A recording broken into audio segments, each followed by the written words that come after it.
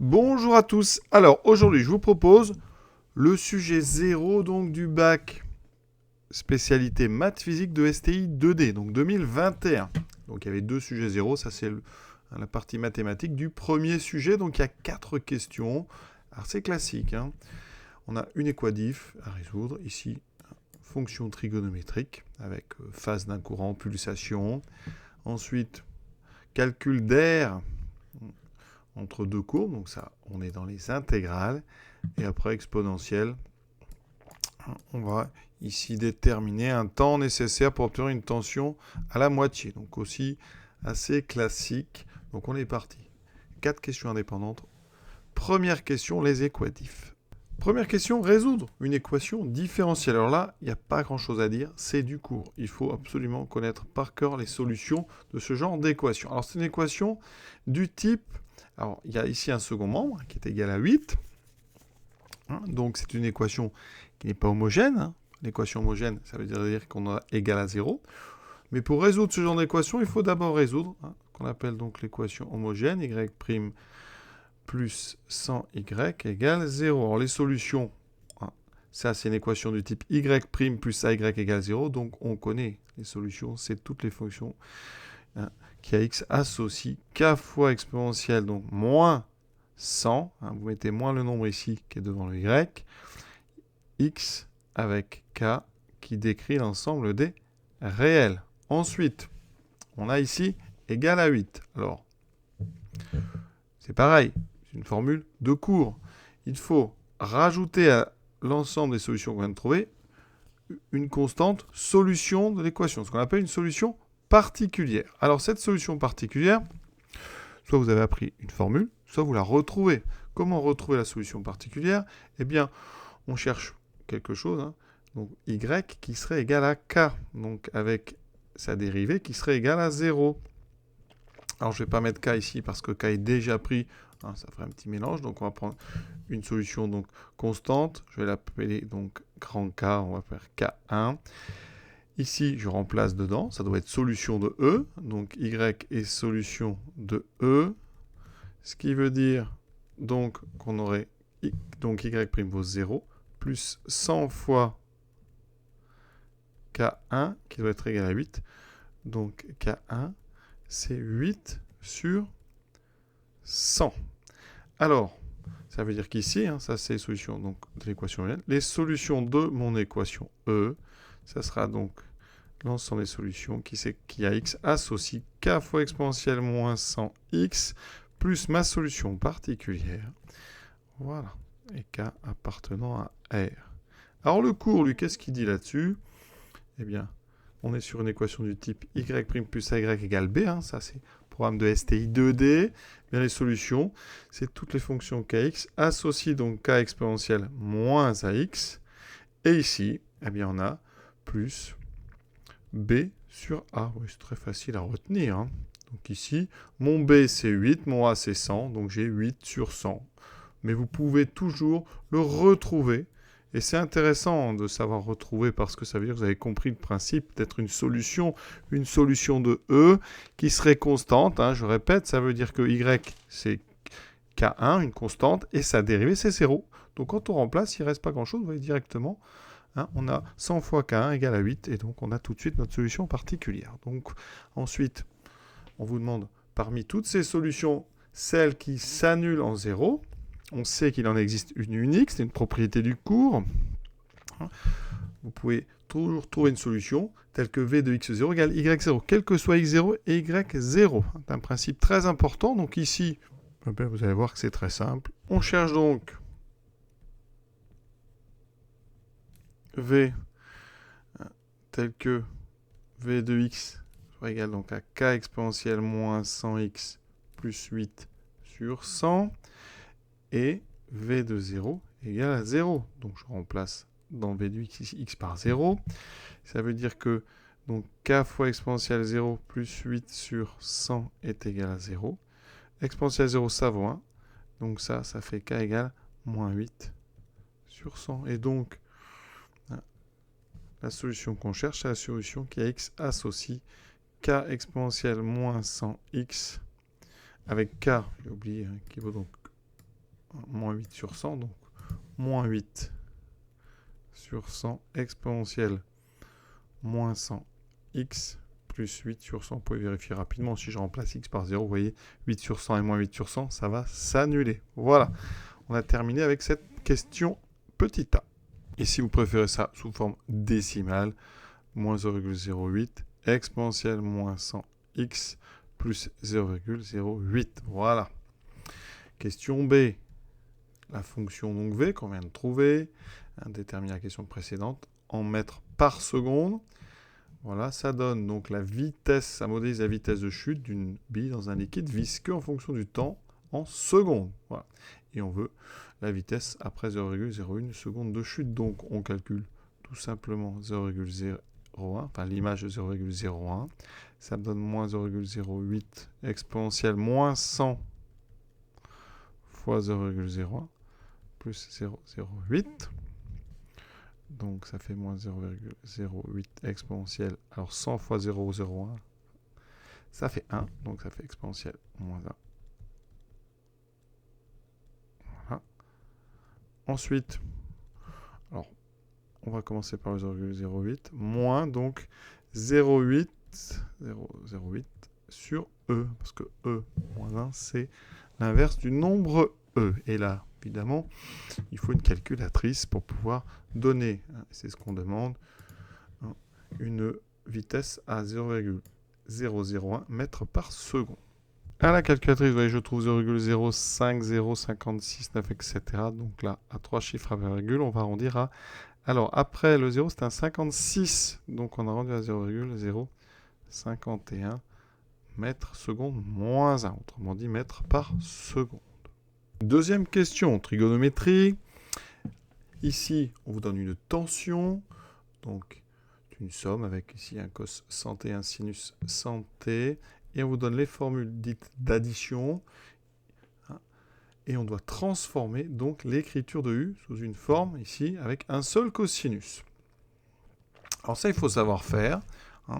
Dans le sujet 2021 qui est sorti en mars, eh bien, on donnait le résultat. Donc, il fallait partir du cos oméga t plus phi, utiliser les formules. Là, c'était un petit peu plus compliqué, parce que vous n'avez pas, justement, les résultats finaux. Donc, comment fait-on? Tout d'abord, il faut bien comprendre que on va utiliser la formule ici. Alors, vous avez un moins. On va utiliser la formule où il y a un moins et qui fait apparaître un cos, parce qu'à la fin, on veut un cosinus, donc oméga t plus phi. Ça veut dire que A représente oméga t et phi représente B. Donc, c'est la première formule qu'on va avoir. Donc, dans l'idée, votre cosinus oméga t plus phi, eh bien, on le développe en cosinus, donc oméga, fois cos phi, moins sinus oméga t, sinus phi. Et il faut évidemment essayer de reconnaître avec ce qu'on nous donne. Alors, vous avez par contre un coefficient ici qui est U max. Donc d'abord, on va regarder un petit peu U de t et le factoriser. Alors, vous avez 7 quarts un peu partout. Alors, si on factorise par 7 quarts, c'est pas pratique, mais je vais quand même vous montrer. Si vous factorisez par 7 quarts, il y a un petit souci, parce que si vous voulez utiliser la formule que je viens de développer, il faut avoir, donc on a bien ici, vous voyez, le oméga t, ça va être 100 t, d'accord? Donc ici, oméga, vous pouvez tout de suite imaginer que c'est 100. Donc, on a bien cos 100 t multiplié par un coefficient et sinus. Alors ce coefficient, ça doit être un cosinus ici et un sinus. Le souci, c'est que racine de 3, ça n'est pas un cosinus, c'est plus grand que 1. Donc il faut aller chercher justement, alors on va vous donner des angles qui sont dans les tables trigonométriques. Donc racine de 3, ça fait tout de suite penser à racine de 3 sur 2. Donc l'idée, c'est qu'au lieu de factoriser par 7 quarts, on va juste factoriser par 7 demi. Comme ça, qu'est-ce qu'il vous reste? Racine de 3 sur 2, cos 100 t, moins 1 demi de sinus 100 t. Voilà, ça évite comme ça d'avoir des méthodes compliquées. Ici, on reconnaît tout de suite que racine de 3 sur 2, c'est un cosinus. Racine, c'est le cosinus de pi sur 6. Il faut les connaître par cœur. Et 1/2, c'est son sinus. C'est le sinus de pi sur 6. Alors vous allez dire, c'est un petit peu de la chance. Mais non, parce que si on vous demande de mettre sous une forme, c'est que le phi, ici, il a un cosinus et un sinus qui sont donc dans les tables. Je répète, c'est pour ça que ce racine de 3 sur 2, il doit vous faire penser tout de suite. Et le racine de 3, il faut absolument apporter le sur 2 pour pouvoir avoir un cosinus ici de pi sur 6. Et a priori, le deuxième coefficient va être le sinus de l'angle, justement. Et là, ici, on a fini parce que on a 7/2, là, on a cos A. Enfin, ici, moi, j'avais appelé A, c'était santé. Donc, cos A, cos B, sin A, sin B avec un moins. C'est donc la formule avec la somme. C'est donc le cosinus de 100t plus pi sur 6. D'accord ? Conclusion. U max, donc vous voyez les coefficients, c'est le coefficient qu'il y a devant le cosinus. Donc U max, c'est 7/2. Ensuite, oméga, donc la pulsation, c'est 100. Et phi, le déphasage, ici vous voyez, c'est pi sur 6. Petite astuce pour trouver le coefficient. Ici, on a un nombre A devant le cosinus qui est 7 racine de 3 sur 4. Et devant le sinus, on a 7 quarts. Le moins, on ne s'en occupe pas. Ce qu'on va faire, eh bien, on va calculer racine carrée de A2 plus B2. Et ce nombre-là, ça sera le coefficient par lequel on va factoriser. Alors, ça peut être compliqué, mais ici au carré, donc 7 au carré, 49, fois racine de 3 au carré qui fait 3 sur 16, plus 7 au carré, 49 sur 16. Alors, ici, on peut remarquer qu'on peut factoriser par 49 sur 16, et il vous reste donc 3 plus 1, 4. Tout ça, ce sont des carrés. Donc, on sort le 7. 4, c'est 2 au carré, on sort un 2. 16, c'est 4 au carré. Et vous voyez qu'il reste 7/2. Et donc, vous avez comme ça le coefficient U max tout de suite. La question B est un peu étrange, parce que normalement, si vous avez bien fait votre travail, vous avez déjà répondu. On a vu que le déphasage, c'est donc pi sur 6 radians. Voilà, on va rajouter rad. Et on a terminé cette question 2. Question 3, donc on considère deux fonctions définies et continues sur 0,9. Et on vous donne les expressions, voilà, on vous donne les représentations graphiques. Alors on va quand même vérifier un petit peu tout ce qu'on nous raconte, parce que on va calculer des aires. Alors comment on va faire ? Première chose, c'est de calculer l'aire qui est sous la courbe G, ensuite celle qui est sur la courbe de F, et on fera la différence entre les deux. D'accord ? Effectivement, si on se fie au graphique, donc ça c'est la courbe de G. Ici, je vais d'abord calculer l'aire qui est sous cette courbe, je vais l'appeler AG, voilà, entre 0 et 9, ça sera un calcul d'intégrale. Ensuite, on va calculer ici la même chose, mais pour F. D'accord ? Donc j'appellerai ça l'aire F. Et l'aire entre les courbes, alors je vais vous la montrer, elle est ici. Évidemment, c'est l'aire AG moins l'aire AF. Donc l'aire qu'on cherche, c'est AG moins AF. Je dois donc calculer deux aires. Pour ça, on va d'abord avoir à montrer que, par exemple, F est positif sur 0,9. Alors, F de X, c'est donc x2 moins 2x plus 4. Si on veut être précis, on est obligé un petit peu de faire une étude de signes. Alors, comment on va faire ? On peut à la rigueur faire un tableau de variation rapide. Vous savez, la dérivée c'est 2x moins 2. Donc ça s'annule en 1. C'est donc décroissant croissant. Ça c'est donc les variations de f. Et en 1, ça fait 5 moins 2, ça fait 3. Donc minimum égale à 3. Donc f de x est tout le temps positif. Sur 0,9, même sur R d'ailleurs. Conclusion. F est positive sur 0,9. Donc l'aire sous la courbe de F, donc entre la courbe de F et l'axe des abscisses, et les deux verticales en 0 et en 9, ça sera l'intégrale de 0 à 9 de f de x dx. On fait le calcul tout de suite. Alors l'intégrale donc de 0 à 9 de f de x dx, c'est donc l'intégrale de 0 à 9 de x2 moins 2x plus 4. il me faut une primitive. Alors ça, c'est assez simple. Ce sont des polynômes. x2, c'est x3 sur 3. 2x, c'est x2. Et 4, c'est 4x. Voilà. Et on va prendre ça entre 0 et 9. Il y a un petit peu de calcul, hein, mais ça reste très accessible. On remplace d'abord par 9. Donc 9 au cube. Alors 9 au cube, donc ça fait 9 fois 9. Donc ça fait 80. Donc 9 fois 80 sur 3. Et je simplifie par 3. Donc il nous reste 3 fois 80. Moins 9 au carré. Donc 80 plus 4 fois 9, 36. On remplace ensuite par 0. Ça donne 0. Il me reste donc 3 fois 80, 240. Donc 243 moins 81 plus 36. Alors, on va d'abord faire 243 moins 80, ce qui fait 163, moins 1, 162. Donc 162 plus, ici, 36, ce qui me fait 198. Et comme c'est une aire, ça sera en unité d'air. Maintenant, on s'occupe de AG. Donc, G de x, c'est 7x plus 4. Donc, évidemment, hein, sur 0, 9, 7x plus 4, c'est plus grand que 4, parce que 7x est positif. Donc, G de x est supérieur ou égal à 0. Conclusion, donc, l'aire qui est située sous la courbe de G, c'est donc l'intégrale, elle aussi, donc de G de x dx, tout ça en unité d'air. Donc, il me faut trouver une primitive de 7x plus 4. Donc, on va prendre 7, alors x carré sur 2.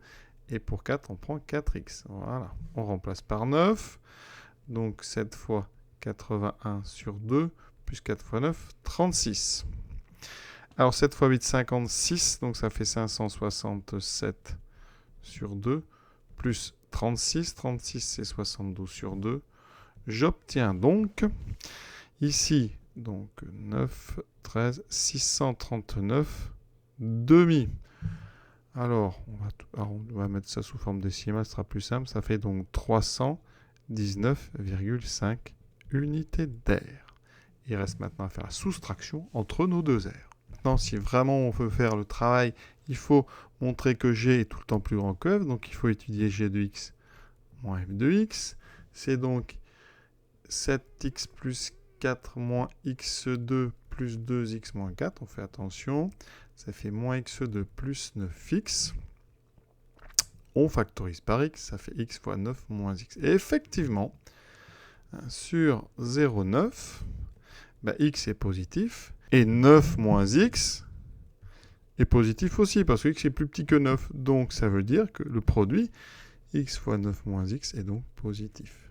Conclusion, g de x est donc plus grand que f de x sur 0,9. Et voilà pourquoi l'air, c'est bien l'air entre les deux courbes, parce qu'avec ça, on vient de montrer qu'il y a vraiment entre les deux courbes, et que c'est bien l'air sous la courbe de G moins l'air sous la courbe de F. On n'a plus qu'une petite soustraction à faire. Donc ici, ça sera 319,5 moins 198. Alors, on aura 119,5 plus 2, donc ça devrait faire 121,5 unités d'air. Voilà, cette question est terminée. Donc vraiment, il faut essayer d'être rigoureux. Donc je vous rappelle un petit peu notre démarche. Première chose, donc ici, on a montré, on a calculé l'air donc sous F, sous la courbe de F. Ensuite, l'air sous la courbe de G. On a donc bien ici un domaine. Et ensuite, on montre que F est bien toujours plus petit que G sur l'intervalle 0,9. Et comme ça, on a fait les choses de façon vraiment complète. Alors après, on aurait pu faire un petit peu autrement. Ça dépend des propriétés que vous avez vues dans le cours. Mais on vient de montrer que pour tout x, donc appartenant à 0,9, g de x est plus grand que f de x. Donc ici, vous avez une propriété qui dit directement que l'air donc entre les deux courbes, bien elle vaut l'intégrale. Et ici, dans l'intégrale, vous mettez g de x, la plus grande des deux, moins f de x. Voilà, vous n'avez pas besoin comme ça d'étudier le signe de g de f. Vous n'étudiez que la position relative entre les deux courbes. Ici, donc regardez l'intégrale. Ça va me donner donc 0 à 9. Donc g de x, 7x plus 4, moins x2 plus 2x moins 4. On a déjà fait ça, hein, évidemment. De 0 à 9. Ça vous fait moins x2 plus 9x. On cherche une primitive. Donc x2, bah, c'est x3 sur 3, plus 9 ici. Hein. Pardon, j'ai oublié 9x. Voilà. Donc ça fait 9x sur 2. Et cela entre 0 et 9. Donc je vais faire la suite en haut. Je remplace par 9. Donc moins 9 au cube. Donc 9 fois 80 sur 3. Ensuite, on a 9 fois 9 fois 9 sur 2. Ah, on a 9 au cube 2 fois. Donc ça vaut le coup de laisser. On va tout mettre donc sur 6. Remarquez, non, on va peut-être quand même faire ça. Ça fait donc moins 243. Plus, donc 9 fois 9, 81 fois 9. Alors je le calcule, ça fait 9 et donc 729. 729 sur 2. On met tout sur 2. Donc ça fera 729 moins le double de 243, donc 486. Donc 729 moins 486. Alors 9 moins 6, 3. Ici on retient, voilà, 7 moins 5, 243. Ici on donc divisé par 2, ce qui fait effectivement 121,5. Et toujours unité d'air. Donc vous voyez, deux méthodes, ça dépend un petit peu des propriétés que vous avez vues. Évidemment, passer par la formule avec g de x moins f de x, ça va un petit peu plus vite. Hein, parce qu'on n'a pas forcément besoin du signe de f et du signe de g sur l'intervalle. Question 4. Ici, on nous donne la tension aux bornes d'un condensateur. Donc ça fait E multiplié par 1 moins exponentielle moins T sur RC. Alors E, donc c'est la tension maximale, on vous dit 4 volts, R, une résistance, hein, donc 10 puissance 3, donc 1000 ohms, et la capacité, donc 2 fois 10 moins 3, ici farad. On vous demande de déterminer le temps de charge T, donc en secondes, on arrondira ça à 0,1, à 0,1 seconde près, pour obtenir une tension égale à la moitié de la tension maximale. Donc ici, ça veut dire que on cherche U, donc T, c'est égal à la moitié de E. Alors, ce qu'on peut remarquer ici, c'est que ici, exponentielle moins T sur RC, c'est décroissant. Comme vous mettez un moins, ça sera croissant. Et donc, vous avez effectivement une tension qui est croissante. Et donc, on cherche à quel moment ça va être égal à E sur 2. Voilà, on n'a même pas besoin de la valeur de E, vous allez voir, parce que ça donne E. Donc, on résout E fois 1 moins T sur RC est égal à E sur 2. Les E se simplifient. Il reste ceci égal donc à 1,5. Donc j'écris 0,5. Voilà. Et on va résoudre ça tranquillement. Donc moins exponentielle moins T sur RC égale 0,5 moins 1, donc moins 0,5. On multiplie par moins 1, ça fait plus. Ici, on passe au logarithme, tout est strictement positif. Donc moins T sur RC égale ln de 0,5. Ça fait ln de 1,5. Hein. Conclusion, T est égal donc, alors il y a ce moins qu'il ne faudra pas oublier, donc moins RC ln de 0,5. Petite remarque, d'ailleurs j'ai fait la même dans la correction du sujet 2021, moins ln de 0,5, si vous avez laissé moins ln de 1,5, formule du logarithme, ça fait ln de 2. Donc, T est égal à RC ln de 2. Vous voyez qu'on trouve un nombre positif. On remplace par les valeurs, donc T égale RC ln de 2, ça donne donc R, donc 10 puissance 3, fois C, 2 fois 10 puissance moins 3, ln de 2. 10 puissance 3 et 10 puissance moins 3, ça fait le produit voix, donc il me reste 2 ln de 2. On calcule, ça donne, vous voyez, 1,386, donc si on arrondit à 0,1 seconde près, ça donne 1,4 secondes. Voilà, cet exercice est terminé. Je vous souhaite une bonne fin de journée à tous. À bientôt.